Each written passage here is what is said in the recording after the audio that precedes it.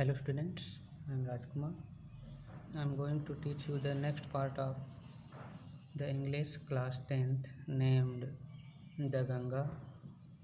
I have thought before it that Pandit Jawaharlal Nehru wished to be buried and his ashes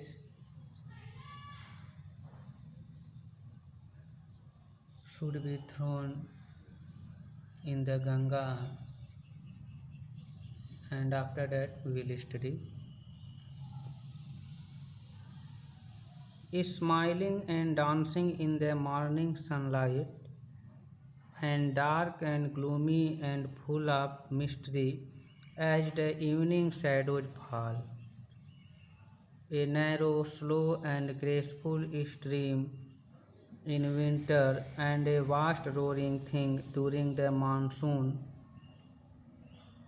Broad bosomed almost as the sea, and with something of the sea's power to destroy.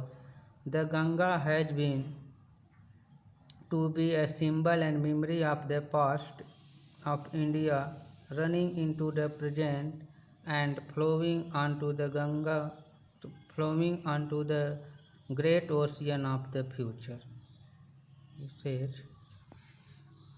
यहाँ पर इसने गंगा की नदी के बारे में वर्णन किए हैं कि smiling and dancing in the morning sunlight. सुबह की जब सूर्य का प्रकाश निकलता है तो उस समय वह गंगा नदी मुस्कुराती हुई तथा डांस करती हुई प्रतीत होती है।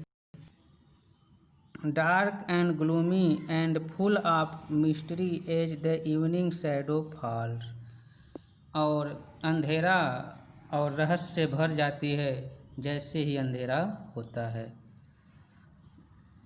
A narrow slow and graceful stream in winter, और वह नदी जाड़े में एक पतली सी और धीमी धीमी बहने वाली नदी हो जाती है। अर्थात जाड़े में बारिश कम होती है तो नदी में पानी कम हो जाता है, तो इसलिए वो पतली हो जाती है।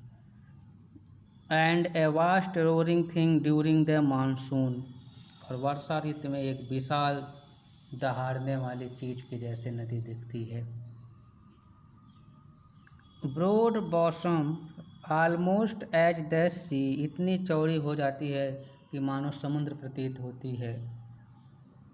And with something of the sea's power to destroy, और ऐसा लगता है कि उसके पास कुछ समुद्र की शक्तियाँ आ गई है जिससे वो नष्ट करना चाहती, किसी को भी नष्ट कर सकती है। The Ganga has been to be a symbol and memory of the past of India, वो गंगा भारत के अतीत के याद की प्रतीक हुई प्रतीत होती है। रनिंग इनटू द प्रेजेंट, जो वर्तमान समय में बह रही है, and flowing on to the great ocean of the future, और भविष्य में वैसे ही बहती रहेगी और जा कर के समुद्र में गिरती रहेगी। Next,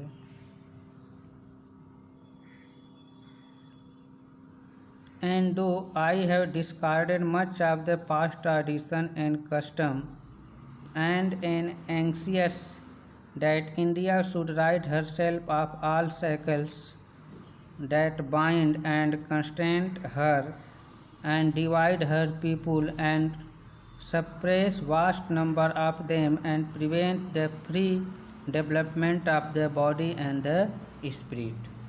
Now, and though I have discarded much of the past tradition and custom, कहना कि यद्यप मैंने अतीत की बहुत से परंपराओं और व्यवस्थाओं को छोड़ दिया है।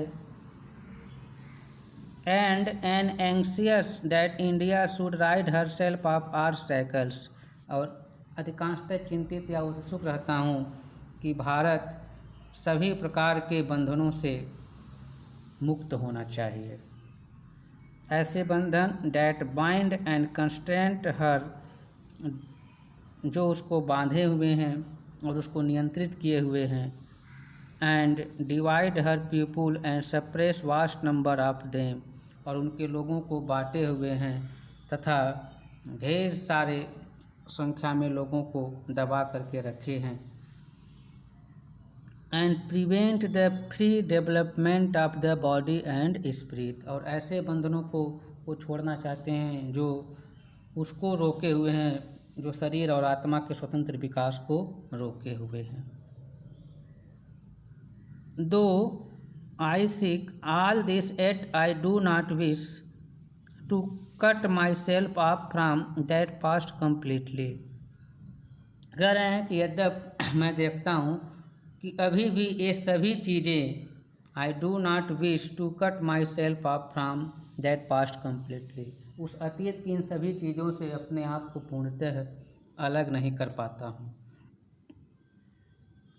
I am proud of that great inheritance that has been and is ours, and I am conscious that I too, like of us, am a link in the unbroken chain which goes back to the dawn of history in the immemorial past of India। पुनः कह रहे हैं, I am proud of the great inheritance that has been, वह उत्तराधिकार जो अभी भी है, मैं उस पर गर्व करता हूँ। ईच आवर, जो अभी भी हमारा है।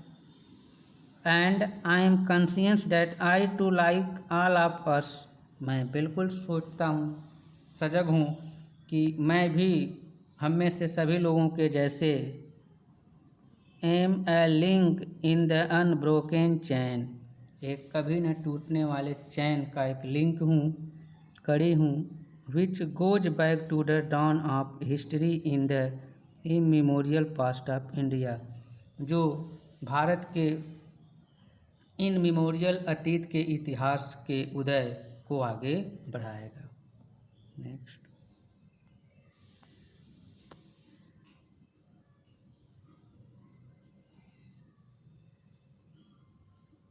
The chain I would not break, for I treasure it and seek inspiration from it। कह रहे हैं कि उस चैन को मैं नहीं तोड़ूंगा क्योंकि मैं उसे सजो करके रखूंगा। And seek inspiration from it, और इससे प्रेरणा लूँगा। And as a witness of this desire of mind, और जैसे कि मेरे इस इच्छा के जो साक्ष्य है। And as my last homage to India's culture inheritance, जैसे कि यह मेरे भारत के उत्तराधिकार की श्रद्धांजलि है अंतिम। I am making this request that a handful of my ashes should be thrown into the Ganga at Allahabad to be carried to the great ocean that washes India's shores. कहते हैं कि जैसे कि वो and as a witness of this desire of mind, जैसे कि मेरी इच्छा के साक्ष्य है। And as my last homage to Indian cultural inheritance, जैसे कि यह भारतीय साहित्यिक उत्तराधिकार की मेरी अंतिम श्रद्धांजलि है। I am making this request that a handful of my ashes should be thrown into the Ganga at Allahabad. तो मैं रिक्वेस्ट इसलिए करता हूँ कि मेरे राखों में से एक मुट्ठी राख गंगा में, इलाहाबाद के गंगा नदी में फेंक दिया जाए। To be carried to the great ocean, जो वह नदी उसको उस महान समुद्र तक लेकर के जाए। डैट वॉशेस इंडियाज शोर्स, जो भारत के किनारों को धोता है, वहाँ तक लेकर के जाए। Next,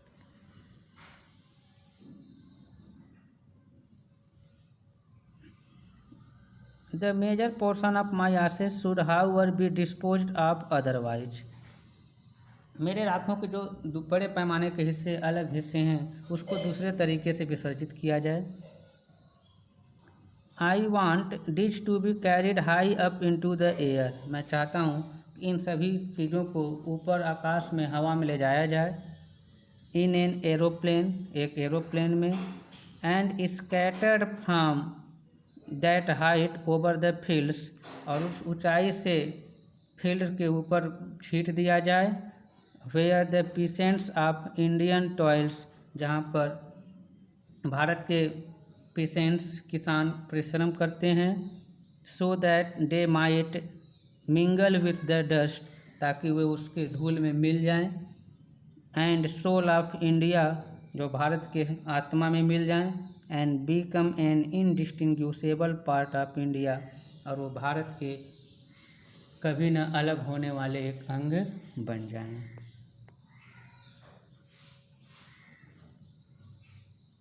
I have written this will and testament in New Delhi, मैं इसको न्यू दिल्ली में अपने वसीयतनामा के इच्छा पात्र को लिखा हूँ। On the 21st day of June, और 25 जून को, इन द ईयर 1944, और 1954 में, 1954 के 21 जून को दिल्ली में वे अपने इस वसीयतनामा को लिखे हैं। तो यहाँ पर यह चैप्टर समाप्त होता है। इसके क्वेश्चन आंसर को हम बाद में लोड कर देंगे। Have a nice day, best of luck everyone.